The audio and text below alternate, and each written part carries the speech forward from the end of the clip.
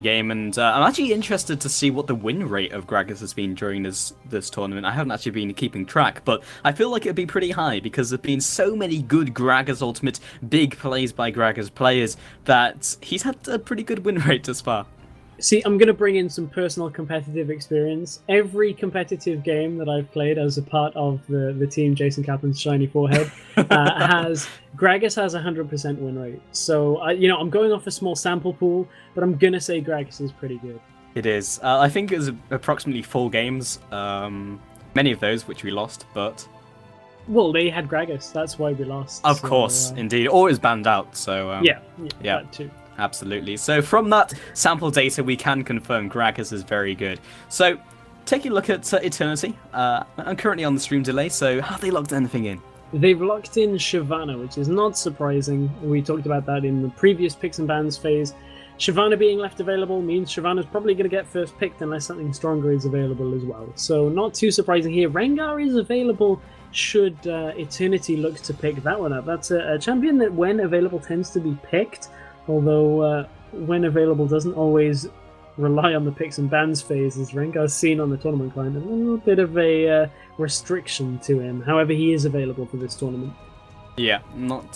There was a couple questions from chat asking why they didn't pick Kassadin, which, if they do pick him up, they can call him Kappadin, which would be fantastic. Oh, but it's fairly unlikely. We might see it, considering the Gragas ban. Gragas, of course, does very well against Kassadin, but we'll see what they bust out. But Shyvana first pick is something that we see a lot, especially when she's not being banned out. Yeah, that's one of those things with regards to Kassadin is the lane opponents he'll go against tend to be fairly consistent meta picks. Orianna Gragas do okay against Kassadin as long as you just don't overextend too much. They can farm out fairly well. However, what has been locked in on the side for Superteam EU Kappa is Annie and Elise. So going along with champions they know quite well already here. Yeah, indeed. And Mundo is also open. We haven't seen a Mundo pickup just yet. And again, Elise and Annie are just very consistent picks. So I probably would expect to see a Mundo here. We could definitely see that from Eternity because Shyvana can just go Dringle, Mundo goes in the top lane and is very solid. You might have to pick something like a Karma to allow them to get into a fight, maybe a Sivir, but a Talisman of Ascension does that regardless. Chat just caught up with the Kappadin comment. Outstanding.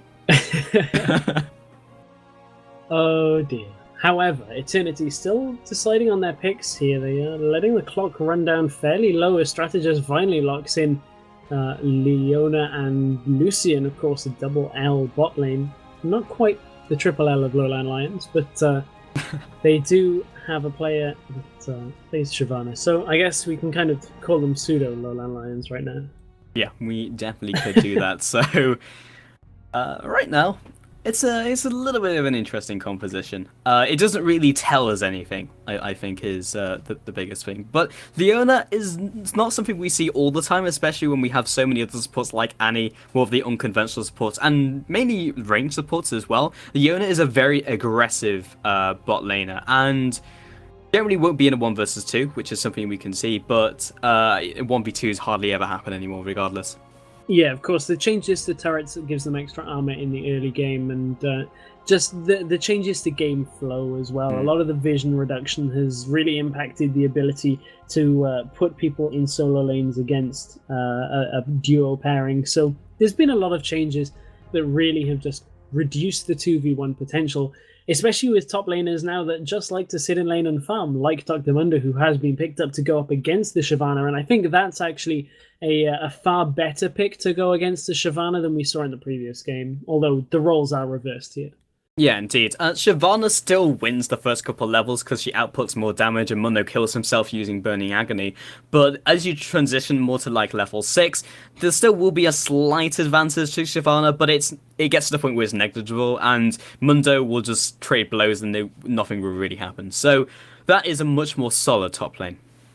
Yeah, Chewed Up has locked in Jinx as well, so that will go alongside the Annie pickup earlier in the picks and bans phase. Now, Eternity, again, taking quite a bit of time over their remaining 2 picks, and we see Vi hovered over. We've seen the Caitlyn pick in response a couple of times already. So we saw that in game number 1, and I believe it was Eternity picking Vi, and it went well for them. Pair that alongside the Orianna that gets locked in, and that's actually quite a scary engage combo when you pair that with Leona. Yeah, that's huge amounts of dive. You've got Shyvana, Leona, Vi. That is so scary for the back line. So, especially when Jinx's low mobility AD carries, she flame chompers, and it's just like, okay, and then the dragon just jumps over it. And it's very difficult to deal with that late game, especially when the peel is basically Elise at this stage. And Annie is very good at peeling, but is generally your initiation. So we'll have to see exactly what Super Team Kappa pick up here. I have to assume it'll be Kale. It Yeah. really is the factor here that will change things. We've talked about it a couple of times already today, and it really, at the beginning of Season 4, we'll be heading into now, the 2014 season for LCS. We're seeing a very similar playstyle to the beginning of Season 3, and if that's an Ahri that gets locked in, that is not what I'd expect, but maybe Exile just doesn't feel quite confident in picking the Kale from earlier. He did very well with the Kale, though. It wasn't a terrible pick, and I don't think it's a terrible pick now, because it's against the Vi. It fits the composition pretty well, because they do need peeling for Chewed Up, and Teemo doesn't fulfill that role. Yeah, Teemo does not fulfill that role. Ahri, however, does fulfill a fairly consistent role, does okay against Orianna. I think he's actually one of the more commonly picked champions against Orianna, but Orianna's still going to be able to farm in that lane. It's not something you can shove right. It's not something I'd expect from any champion, really, as Orianna is one of the most consistent farmers in the game. So I guess it's just a playstyle choice. They're looking to really just try and get as many kills on Orianna as possible, but we've seen already Torodos has been very consistent even when under pressure. Yeah, and they can absolutely snowball this game, because Elise and the mid lane of Ahri is just a kill combo. There's very little Torodos can do if they get the perfect gank. Cocoon lands and he is essentially dead at level 6, and it's very easy to counter gank the Vi with Elise. Again, we would say that KO would be better here, but if Exeter feels more comfortable in Ahri, that would work out way better than, like the perfect pick in a certain situation. And the perfect pick for us right now is to head to a small commercial break, because we are in the loading screen, well, in the delay period, sorry. So we'll be back in a couple of minutes. We're live with game number 3 here for the Scan Invitational, powered by Creative Sound Blaster, Netgear, and Be Quiet.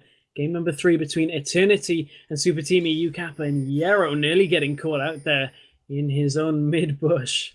Yeah, not what you want for the first couple of minutes of this game stress. That would definitely not be at all what they want. But Super Team EU Kappa are looking very strong. Always called them something else because we've just been having a different conversation. Ginsu found himself caught by Moaf. We'll be jumping into that blast shield, and not too much happening in this early game. Nearly struggling with the Kappa, but yeah. You can never have too much Kappa, as we've seen plenty of it in chat. But nevertheless, Eternity look really like they want to get any kind of invade here. They're going very aggressive, heavily shoving Super Team out from their top jungle. So they do establish wards. How will they use this? Yeah, it will give them a little bit of early vision, and that's probably all they can hope for. And yeah, indeed, the wards have gone down. So that's basically all they want to do. And early buff invades, unless they're very late, are also then very risky because they are so late, and then are very easily countered because the enemy jungler will just go for your buff, and there is very little you can do about it without going for a lane swap, and you don't lane swap anymore because of the changes to towers. Yeah, that's simply put, that is exactly why that yeah, can't really put that any more eloquently myself, mainly because I'm stumbling over my words already. Indeed. So Ginsu gonna clear out his red buffs.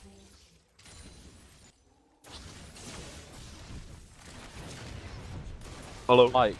Mike, good EA.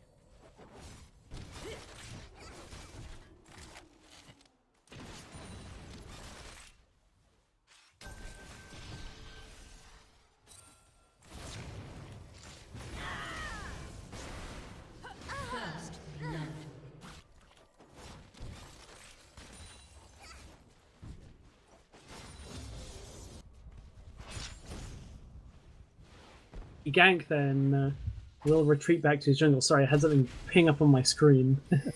Yeah, and I'm not sure if we lost sound there for a second. we did indeed. I'll deal with that later. But either way, Mozilla whacking away up to Mikey R in the top lane, and in the bottom lane, Eternity are not in good shape, taking a lot of damage, but pinging up to level 2 will be much better with the extra health regen. Yeah, sorry about the little tech issues there, but just one of those things. However, we are back. I believe everything should be good once again. Very aggressive out in that bottom lane from the Superteam EU Kappa bot lane pairing. They've got 16 CS to 5 of Lucian from that early aggression. I wonder whether they can hold that kind of lead as this game goes on. Yeah, and we'll see if they can achieve that goal. So right now it's 1-0, and that first kill going to Vi means that she can be a little more aggressive, because generally Ginsu will completely out-trade him and maybe get the kill into the bottom lane. Nikos will not be able to respond, but in the top lane, Mozilla will not, in fact, drop. So aggression on both sides of the map and no kills.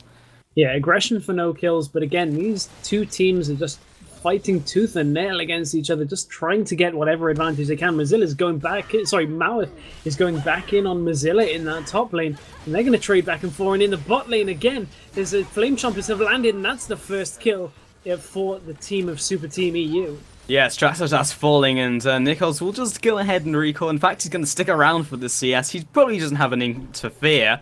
I say that, and now he'll die because of Curse of the Commentator. But he's going to move away from this turret. In fact, no, he walks back into it, and will re-engage onto Chewed Up. The aggro still being taken by Yarrow. Moves out. Ooh, very close. Chewed Up ticking down with the Ignite. Nikos will not fall. Very tight. Has to be careful that he didn't take too much damage from that Siege minion there, but it looks like Superteam EU, even while being very low, they know where the positions of Eternity are, so they're going to be able to put more damage down onto this turret and even push that minion wave in, trying to really just stop Strategist from getting as much experience as possible. Yeah, so right now it brings the score to 1-1, and a large CS advantage to that. Jinx results in the Vampiric Scepter and the double Doran to play, so really looking to commit himself to this laning phase. Gyarados has been caught in the middle lane, doesn't land a cocoon just yet, and Excella just following through. Mowoff comes in for the counter gank, and Gintu just disengages completely. Yeah, and that the charm gave them the amount of time to make that decision, allowed them to see Mouth coming into lane, so knew they weren't going to go aggressive into that one. And Superteam EU just look a little bit more comfortable in this beginning of the game. Even though the gold is even, it just feels like they're the ones controlling the pace a little bit better of this game. Yeah, absolutely. So we'll see what happens as we transition towards the middle game. And now I guess time is to look at who actually does transition better. And these are very similar teams in kind of how they operate. There's a lot of diving, especially because of the Leona pickup, the Vi pickup, so there's more engage in that sense. But the disengage from Annie, she's always so good, not only in laning phase, but because of the AoE stun on demand. There's absurd flash into Vault Breaker in the mid lane though. Excella is dropping so incredibly low, needs one more auto attack. Oh, the clutch charm! They flash forward, Turtles may well die, resulting in the double kill for the Excella in the mid lane. Wow, and none of the champions in that engagement were level 6 at the time, and Mozilla might find himself in trouble up in the top lane, gets taken down by Mikey R, so that's a little bit back in favor of Eternity, but Dragon now under the control of Superteam, and with none of the champions in that mid lane engagement being level 6, they had no escape available and no way of locking Ari down before she got the charm off and locked both of them under the turret, landing crazy amounts of damage. Stun lands outside Dragon. This could be another fight. Yeah, they're fighting tooth and nail over this one, 2 versus 3, but maybe they've kept around for a little too long. Nikos is still tanking like a boss. Mowoff is coming in from the top side, should eventually die to Chewed Up, and the rest of the team is looking to reconverge onto Mowoff. Auto attacks come down, but he's actually very tanky. That was a really scrappy fight as well from Superteam. They actually missed the smite, at least didn't quite get the damage, didn't quite finish off the Baron, so had to rely on abilities alone to finish that one off. So could it easily have been stolen by Eternity if they had that snap-second decision-making. And from there, the zap didn't quite land either for Superteam, but they still managed to pick up the Dragon and a kill there.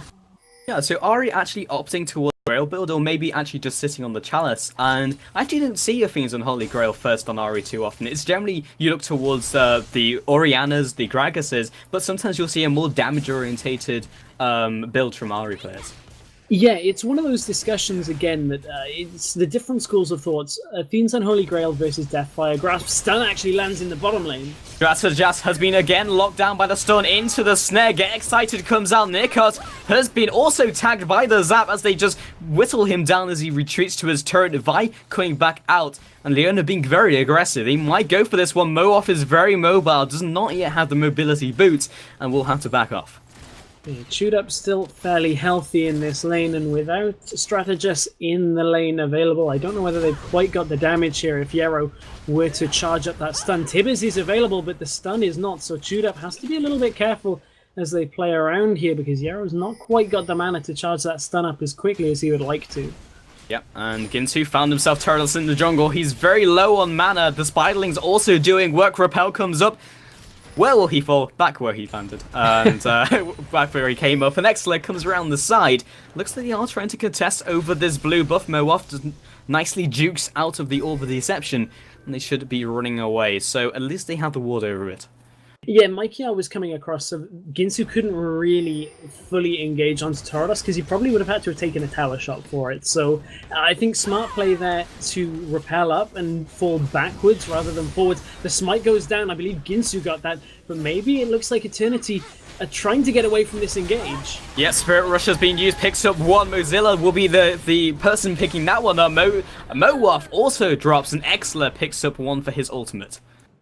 It feels like a switch got flipped in between Game 1 and 2 for Superteam EU when they really found their stride, because they're so comfortable in this series now, and it's not the same team that we saw in Game number 1 that were very close with Eternity. They're playing with a lot more confidence and rotating around the map as if it's their own straight from the off. Yeah, and Mozilla and Mikey are still trading off against the top lane, and right now this is actually going down to the wire because the minions are also paying into this. The Dragon Descent will clear out those minions. Mikey are so close to claiming this kill. Burnout popped. He doesn't choose to go underneath the turret. A cleaver at the right moment could have resulted in a kill in return. Yarrow is waiting in that bottom lane. Bush gets stunned in place. No stacking out from Eternity. And I feel this is just deja vu as again Strategist dies to that combination, and it's another kill, literally to no jungler intervention, and again Superteam EU Kappa reclaim another kill. You expect lanes to go even without the presence of a jungler at this level. You shouldn't be dying in that situation. And in the mid lane, here's the jungler presence out of Ginsu. They're looking for the kill onto Torrent. A shockwave forced out. Can they manage to convert this one? Ginsu forced to flash out again. It flashes over the wall to follow. Torodos will fall from that one. You expect there to be no jungler presence, but in the bottom, Maweth has arrived. Yeah, just talking about jungler presence is all over the board as we're trying to talk about it. So, but yeah, indeed, you expect not for those lanes to die in a 2 versus 2 or 1-on-1. Generally, bot lane you can have more things happening because you have the slightly more random factor of an extra person, but you typically should not be dying 1-on-1 unless you get a 1-for-1 or a 2-for-2 trade. And the thing in that bottom lane engagement was Eternity didn't even stack for the Tibbers. They just Superteam EU picked one and just removed from the map, which is, you know, great calling, great targeting out of Superteam EU. And we mentioned earlier, Chewed Up and Yarrow have played before together, and I believe have been playing a few games recently as well in an Intel Cup. So it's not too surprising that they're finding their groove together once again, and they're really doing a number here on the bottom lane for Eternity. They have a massive lead. Yeah, and that's just all over the board as well, meaning that all these lanes are doing well. Shyvana is, yes, maybe slightly ahead of Mundo, but slightly ahead is really not going to cut it when the rest of the team is honestly crumbling. We're going to look for the countergag from Moa, but they expect the bottom lane to be aggressive, but it's more because Lucien is just stepping out of line for an instant.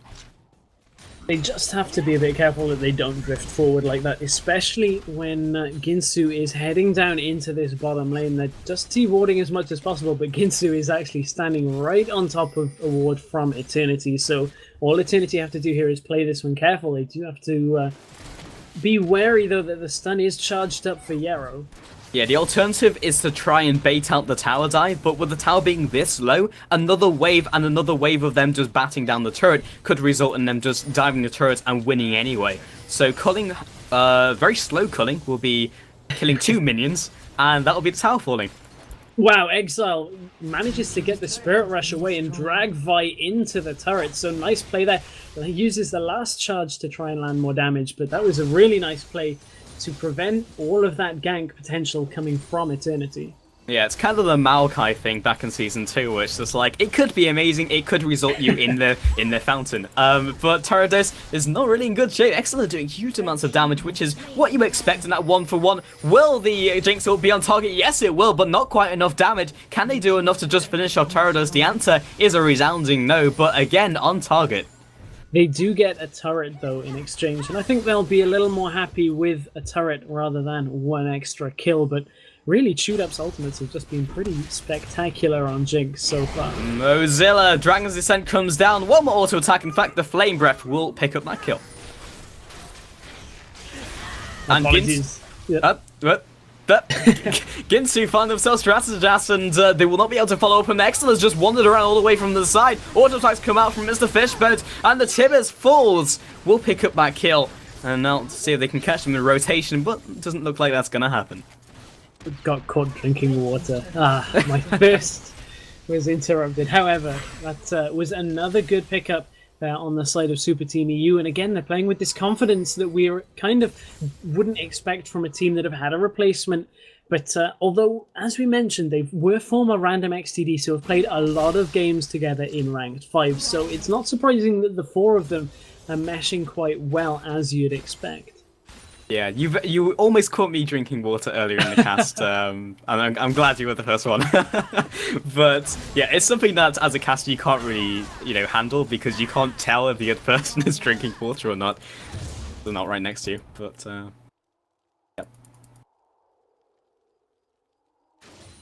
I'm just hoping that you're not drinking water again there, Stress. No, I wasn't. I'm actually trying to coordinate with Ocelot's team to make sure that we can secure streaming for our final best of 3 of the day. So apologies if I'm a little slow to respond now and again. But in game number 3 here between Eternity and Superteam EU Kappa, and this is our first game 3 of the day.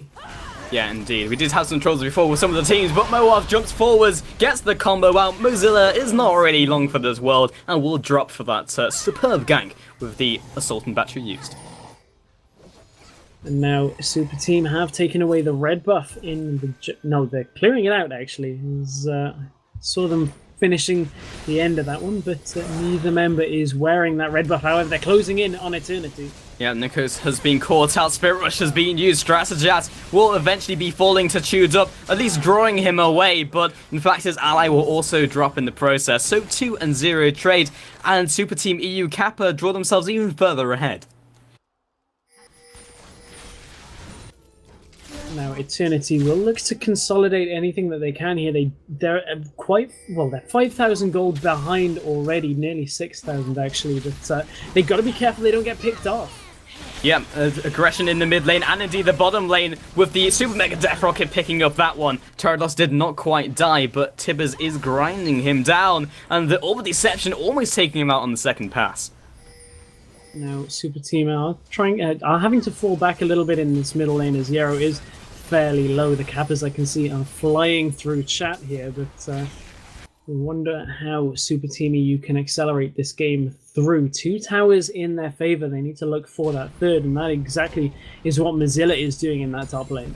Yeah, hopefully one day my my dream of like Frankazi and Kappa going head to head in the game will be happening. Super Team NA Frankazi would be great. Now, Ginsu and Chewed Up will clear that ward out down in the bottom lane, but without Dragon being available yet, they really don't have the objectives focused quite yet. I would imagine, need to start rotating people around to that top lane to try and get that final tower down, and then prepare for a Dragon, as it will be spawning in 2 minutes. So, would like to see a bit more rotation play out of Superteam EU, but it's one of the more difficult things about playing as a team, is getting your rotations right.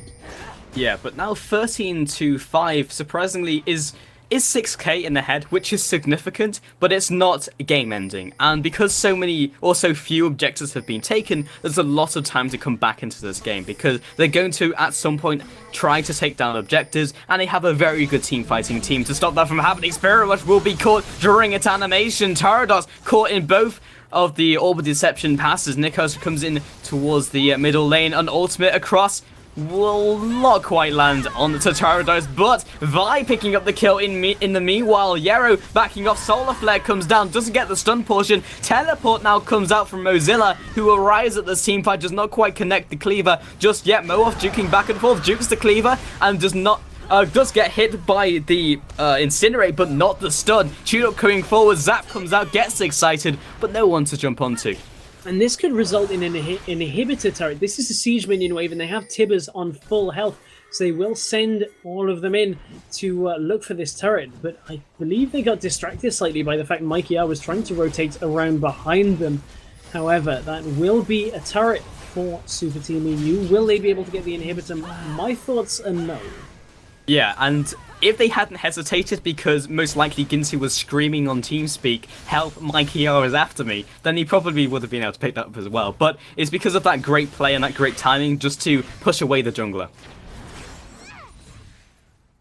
Now, Dragon is going to be up in 10 seconds. Will they be able to take advantage of that? It looks like they might not actually realize the timer, because they are recalling. I know Ginsu is fairly low here, but it just doesn't look like either team is all that prepared to contest that Dragon. It has now spawned and will remain for a little while longer.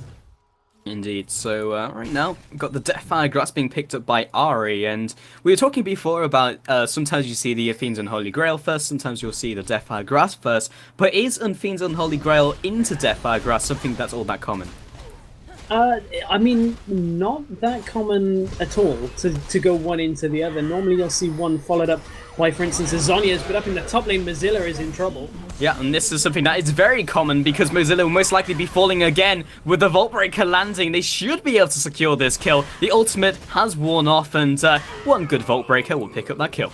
However, Mooff being up in that top lane, of course, allows that Dragon to be taken down by Superteam EU uncontested. The culling has been forced out in this bottom lane to chunk through the minion wave, but that tower is so low health that I think Superteam may just look to push that one down on their own.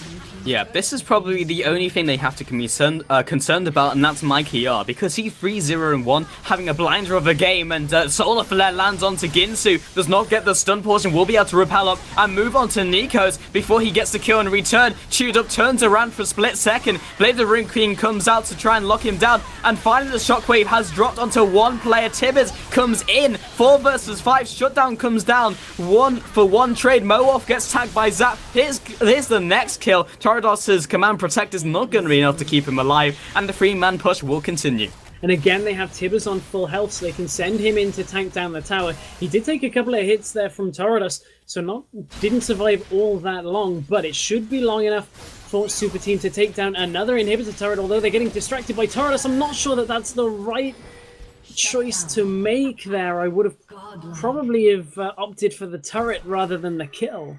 Yeah, it definitely wasn't, because the tower didn't die and he also died in return. So 17-9, they are still ahead, 10k ahead in fact, and 4 objectives in forms of those turrets and indeed those dragons. But with the bottom tower not falling, it hasn't exposed the inhibitor. Plus inhibitors now, inhibitor towers I should say, actually regenerate HP. So unless they make another play at some point in the next kind of minute or so, it will start to get to a point where they can't force a fight and also kill the turret instantly.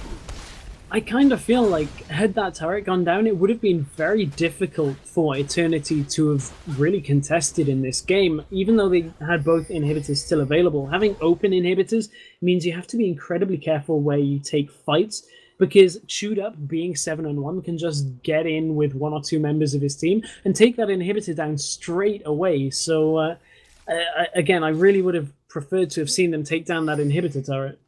Yeah, we'll see if they can make another play on it, because it's not going to get to the stage where it's going to be a factor in a team fight, because sometimes you can just nuke it down and then go for a fight underneath it anyway. But at 600 HP, it is still significant without minions.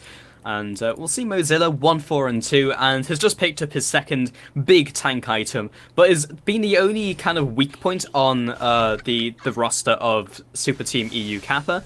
But it's not meant that like Shyvana has scaled out of control, so it's not something they have to be worried about. And now, as expected, the 1-4 split here for Super Team EU. They will look to push down in that bottom lane, but they're actually going to spread out as they think they found Torredos. Yeah, and the charm will come through, does not quite connect, got the last charge and doesn't quite connect his Orb of Deception, but with the rest of the team moving around the side, minion wave cleared up by Strategas, and not sure if they can quite see just one in. They're actually going to commit Shyvana down here as well, which will mean that Mundo will eventually become a factor. Yeah, that is the first turret for Mundo, but how will Super Team EU respond here? They've got home guards out from Eternity already on 2 champions, so they have to be careful that they don't overextend in this bottom lane. The funny thing is, despite Mundo not doing well, the only one who can deal with him is the only person who is doing well on the team of Eternity. So they can't actually utilize Shyvana being so fed right now in the bottom lane without meaning that Mundo will just take all the turrets he wants.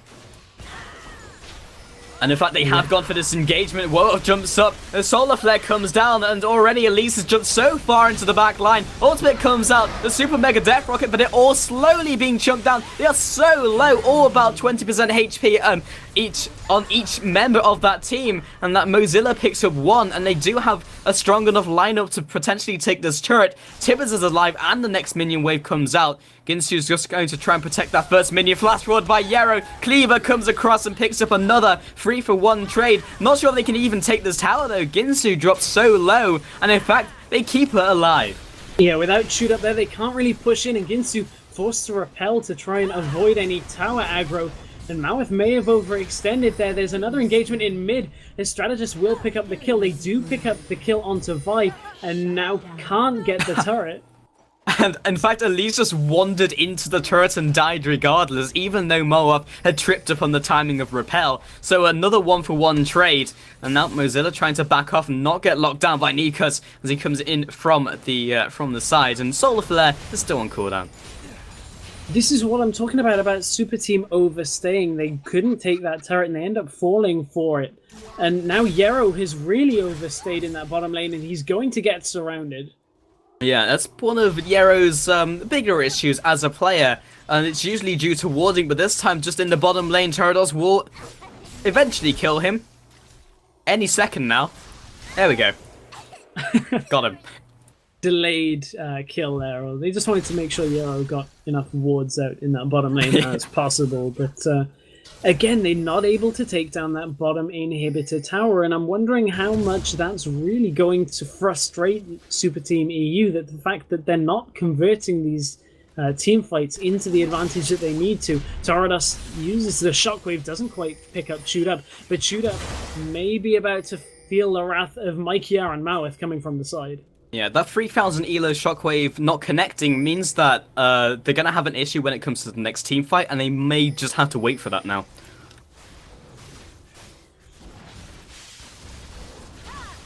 So that will be the team of EU Kappa moving on to the Dragon and picking up another objective and see if they can rotate to something else. A ping comes down onto the Vision Ward at the Baron, I should say, if I can get my words out properly. And Baron is still an objective that has not really been contested yet.